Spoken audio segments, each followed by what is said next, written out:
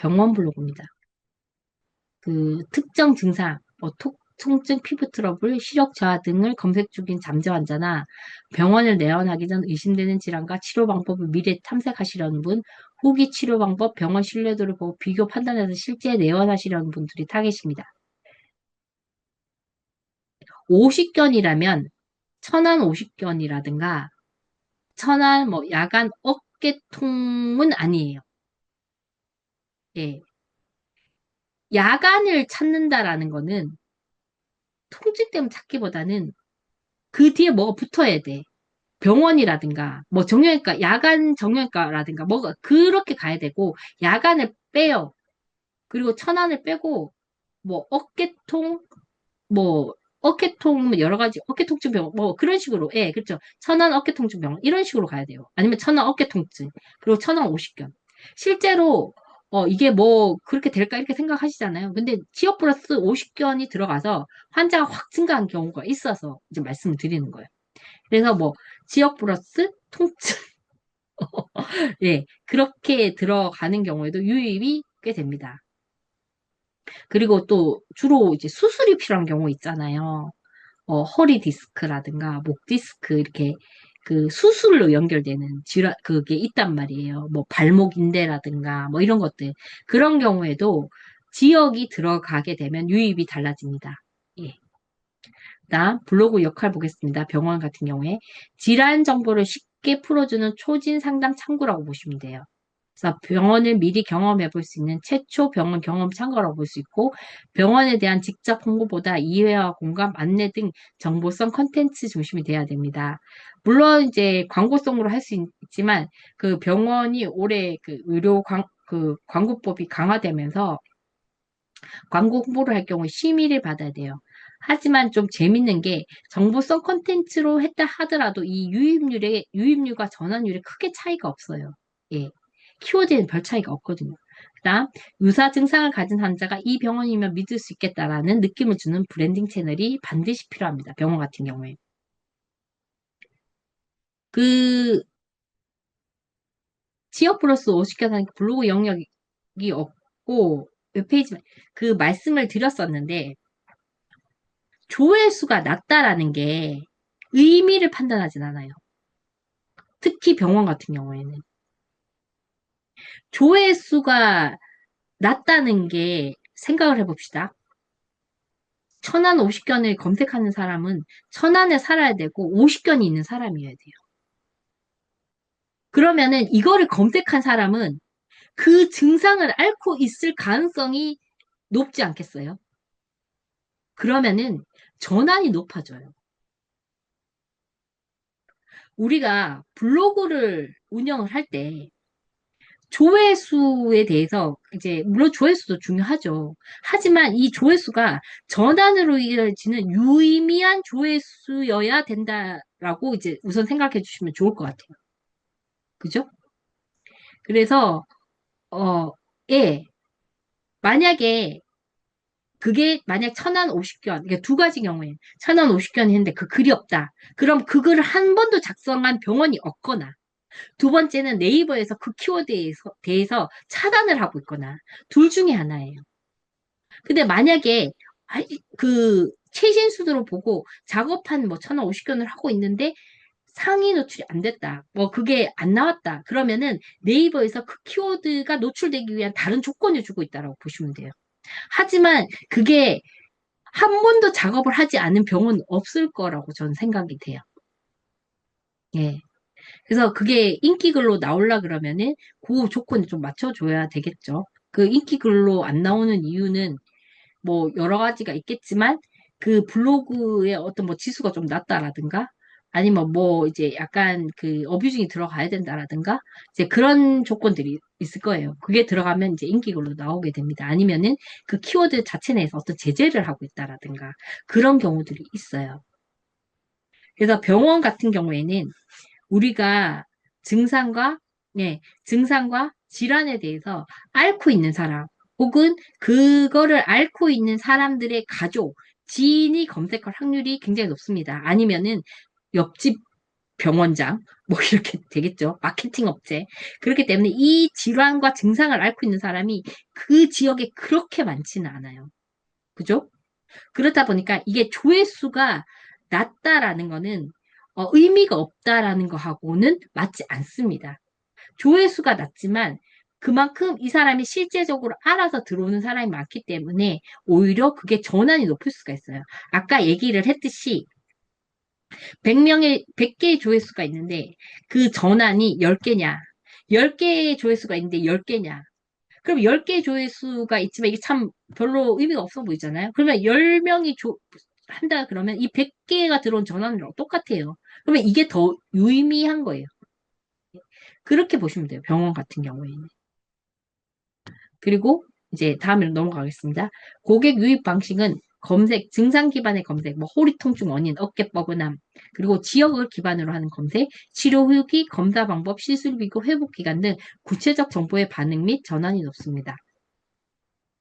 정형외과 같은 경우에는 특히 아프신 분들이 이게 통증으로 아프신 분들이 많잖아요. 통증으로 아프신 분들이 많기 때문에 그 지역에서 많이 벗어나려고 하지 않아요.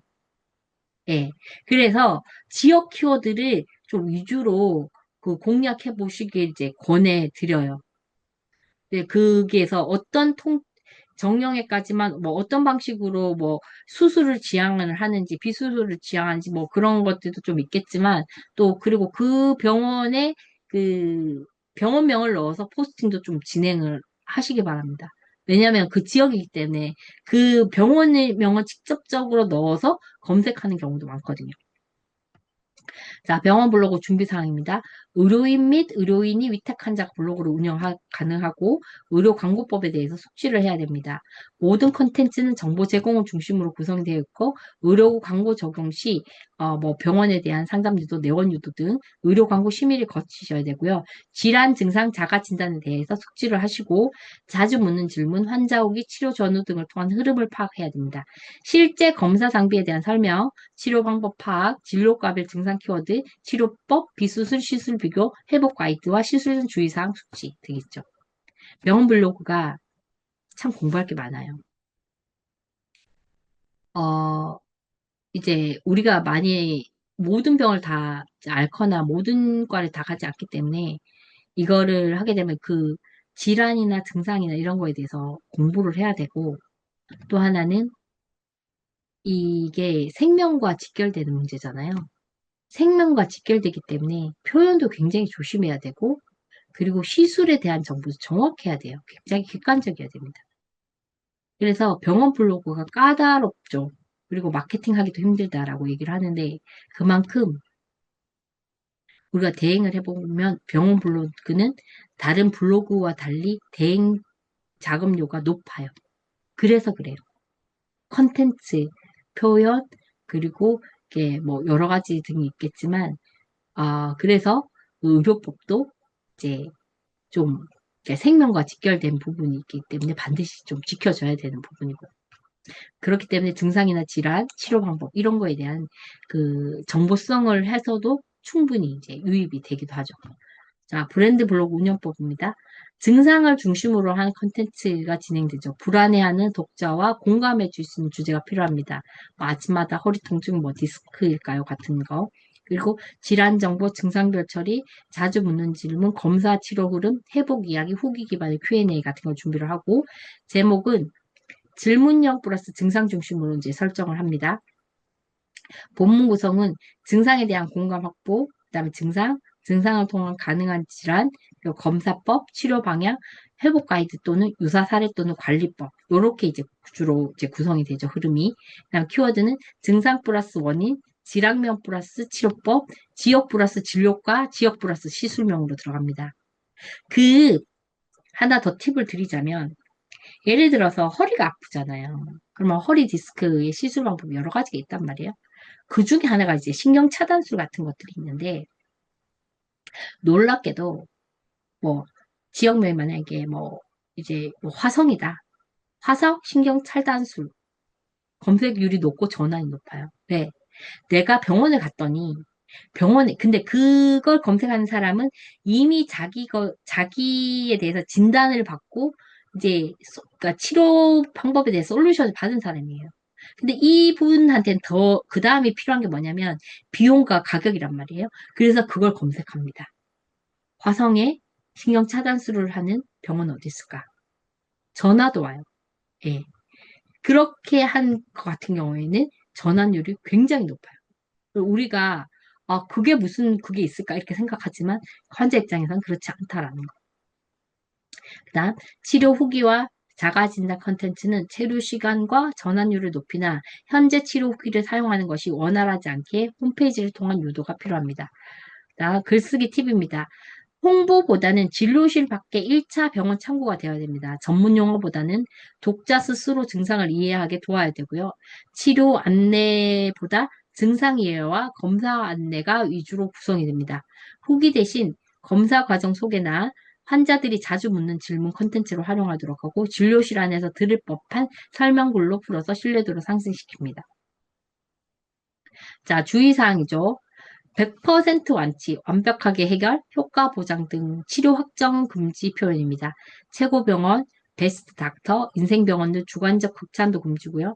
환자 사진 후기를 도배하거나 예약 유도성 문구를 반복하거나 유사한 글 반복 등록을 제재하고 있고요. 디스크 치료의 최고 효과, 병원 선택은 무조건 여기 대신 이런 증상엔 비수술 치료가 도움이 될 수 있습니다. 환자분들께서 가장 많이 궁금해하신 내용은 땡땡입니다. 등으로 표현하시길 권해드립니다.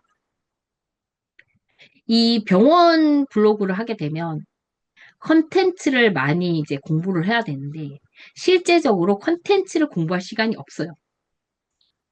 안 하죠. 어디서부터 어떻게 해야 될지를 몰라서. 그래서 이제 그 필사를 통해서 그 컨텐츠를 파악을 하라고 하거든요. 근데 대부분이 이제 이 블로그를 한다 그러면 이제 세일즈 쪽으로 먼저 생각을 하게 되는데 그 컨텐츠를 모르면 세일즈가 돼서 가도 컨설팅이 안 돼요. 내가 그 컨텐츠를 모르는데 어떻게 돼? 그러니까 계속 거기에 대해서 이게 공부 어떤 뭐 성형외과, 피부과 그 진료에 대해서 반드시 알아야 돼요. 가서 소통이 돼야 돼. 이 병원 블로그는 단가도 높고 그런 대신에 어 단가가 높잖아요. 그런 대신에 경쟁도 많아요. 그러면은 다 그러니까 그 예를 들어서 그리고 병원에 광고를 하겠다고 제안도 무지하게 많이 들어와. 그러면은 내가 그 나물에 그 밥이 되면 안 되는 거예요. 이렇게 상담을 했었을 때. 내가 이걸 제대로 알고 의사와 소통이 돼. 의사가 의료진이 알고 싶어 하는 것은 물론 블로그를 운영을 잘하는 것도 알고 싶지만 이거에 대해서 우리 병원에 대해서 혹은 우리가 하는 진료과에 대해서 제대로 알고 있는가. 이거에 대해서 어떻게 그 환자들한테 어필을 할 것인가라는 걸 알고 싶은 거예요. 시술이나 질환 같은 경우에는 병원 홈페이지에도 많이 나와 있죠. 나와 있고, 그때 이제 필사 그 특강을 할 때도 얘기를 했었는데, 그 진료과를 다 정리를 해. 그리고 진료과에서 어떤 것을 하는지도 시술 정보를 다 해. 만약 성형외과, 눈성형, 코성형, 뭐 있잖아. 또 눈성형에서 또 뭐가 있어요? 쌍꺼풀, 안검하수, 뭐 하안검, 뭐 눈매 교정, 막 쭉쭉쭉 있잖아. 또 쌍꺼풀에 뭐가 있어? 절개, 비절개, 자연유착 막 있잖아요. 이런 것들이 다 정리해. 트리처럼. 해서 내가 이제 뭐 우선 내가 이제 접근하고 뭐 공략하고 싶다. 그러면 거기서부터 이렇게 공부를 해서 이제 찾아보고 그게 대충 어떻게 돌아가는지 내가 알아야 된다라는 거예요. 그러다가 이게 이제 어떤 뭐 세일즈를 해서 혹은 제안을 해서 혹은 내가 블로그로 이렇게 해서 그러니까 블로그에 내가 이제 관심이 있어 하는 그런 것들에 대해서 이렇게 샘플 글들도 올려요. 그리고 지역명을 넣어서. 그러면은 그 지역의 원장님들이 이렇게 검색을 하다가 이렇게 연락을 하거나 댓글을 이렇게 남기는 경우가 많아요. 실제적으로 그래요. 그래서 대부분 그 글을 보고 연락을 하고 갔어. 가서 거기에 대해서 내가 뭐 그동안 공부를 안 했으면 그거를 이제 쭉 찾아보고 홈페이지 같은 것도 봐야 되겠죠. 대충 보고 이제 얘기를 이제 할 수 있어야 돼요. 우리에 대해서 전혀 모르는데 어떻게 우리 환자한테 이야기할 블로그를 맡길 수가 있겠어요. 그래서 일단은 전체적으로 그 내가 관심이 있어 하는, 혹은 내가 공략하는, 뭐 그런 것들을 우선 몇 개를 정해서 그렇게 트리 구조를 쭉 만들어 놓고 거기에 대해서 공부를 하면서 이제 글을 써보는 거를 내 블로그에 이렇게 올려봐요. 그러면은 원장님들이 이제 연락하거나 의료진 담당자들이 연락을 하죠. 그러니까 병원 같은 경우에는 아까 변호사, 우리가 지금 총 8개를 했잖아요. 7개의 블로그가 틀려요. 병원은 내가 상담을 하러 찾아온단 말이에요. 그게 계약률이 거의 높죠. 내가 아무리 저기 문을 두드려도 잘 되지 않은 경우가 90% 이상입니다. 왜? 병원은 이미 많은 곳에 제한을 받고 있거든요. 대신 한번 계약이 된다 그러면은 굉장히 오래 가죠. 요즘에 뭐 월급이 얼마인지는 모르겠지만 그 초봉 같은데 뭐 대기업은 되게 비쌀 거고 그 병원 같은 경우에는 이제 한번 사게 되면 거의 병원이 그 한 달 그 이제 급여 수준으로 나오기 때문에 이게 이제 좀 축적이 되다 보면은 굉장히 그 수익이 되기도 하고 또 하나는 이거를 어 병원 같은 경우는 한두 달 이렇게 그 끝나는 곳이 아니기 때문에 굉장히 오래 가요. 고정 파이프라인 되죠. 그래서 많은 분들이 병원 마케팅을 하고 병원 이걸 하려고 하는 거죠. 그러니까 모든 그 마케팅의 중심에는 뭐 여러 가지가 있겠지만 블로그도 그 중심이 하나거든요. 그리고 확장이 많이 돼요. 확장이. 그래서 내가 처음엔 블로그 시작했지만 그다음에 이제 플레이스를 할 수도 있고 카페를 할 수도 있고 막 확장이 많이 된단 말이에요. 근데 이걸 내가 다 할 필요는 없어요. 병원이 참 재밌는 게 신경 써야 될 것이 참 많기 때문에 재밌다기보다는 그 한 어떤 마케터에게 신뢰가 가면 그 사람한테 많이 위임을 해요. 그래서 이 사람이 이거를 꼭 할 수 있지 않아도 맡긴단 말이야. 위임을 한다라는 거지. 담당자가 필요한 거예요. 그걸 전문으로 하는. 그런 식으로 간 게 참 특징인 것 같아요. 병원 같은 경우에는. 그래서 처음에는 블로그를 하러 들어갔다가 마케팅 전체를 이렇게 하기도 하고 또 블로그만 했지만 마케팅을 제안을 하게 되면 또 굉장히 유연하게 받아주세요. 왜냐 필요하니까. 그리고 이게 마케팅을 통해서 환자 한 명 유입이 되었을 때 이 마케팅에 투자하는 비용보다 이게 더 많이 올라온다라는 걸 아니까 마케팅 투자를 많이 하시는 거예요. 그렇기 때문에 그만큼 많이 알고 마케팅에 대해서 그렇습니다.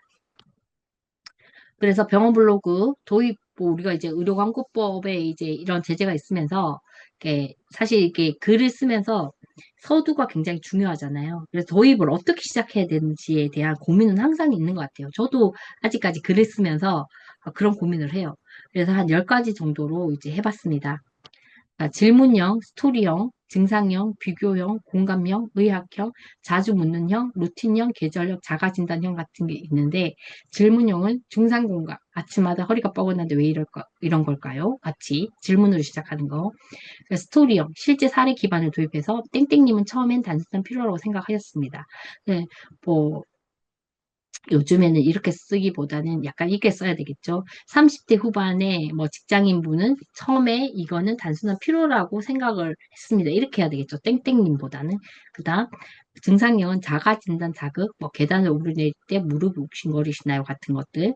그리고 비교형으로는 정보성을 유도하는 근육형과 디스크 초기 증상. 어떻게 구분할까요? 의외로 이런 정보성에 의해서 병원까지 유입이 많이 돼요. 그래서 이런 거 같은 경우에는 그 내부 링크를 그 시리즈로 해서 좀 걸어 주시면 좋겠죠. 자, 공감형은 망설이는 독자를 설득합니다. 통증이 생기면 무조건 병원에 가야 할까요? 같은 것들.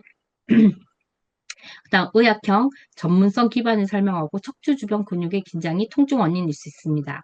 그다음 자주 묻는 형 신뢰 유도를 하죠. 환자분들이 가장 많이 질문하시는 부분입니다.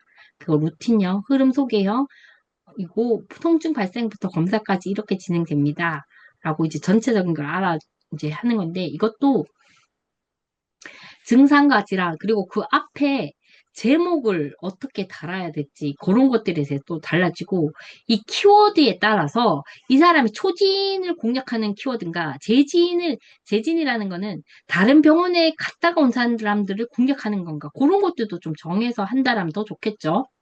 그 다음에 어 자가 진단형, 아니, 계절형, 시기형 컨텐츠입니다. 뭐 요즘 같이 뭐 환절기 맞나요? 여름이 들어오고 할 때쯤 뭐 그런 것들 시기를 잡아서 하는 것들이 이제 계절형 컨텐츠고 뭐 기온이 떨어지면 통증이 심해졌다는 분들이 많습니다. 이런 것들도 시기형으로 들어가게 되죠. 그다음에 자가진단형, 체크리스트형 이걸 주로 많이 쓰시는데 이 세 가지 중 두 가지 해당된다고 검사를 권합니다. 사실 이거에 대해서 공감 많이 하죠. 글 쓰는 사람들은 맨날 반복돼서 싫지만 우리 병원 블로그를 늘 지켜보는 사람은 나와 의료진밖에 없어요. 의료진도 잘 안 봐. 그래서 맨날 이게 반복되면 좀 그럴까 이렇게 생각하지만 환자 입장에서는 늘 처음 대하는 컨텐츠일 수 있어요. 특히 체크리스트 같은 경우에는. 그래서 주로 우리가 많이 쓰는 게 증상형 자가 진단이라든가 그리고 이렇게 체크리스트를 많이 쓰죠. 그리고 공감병 같은 거.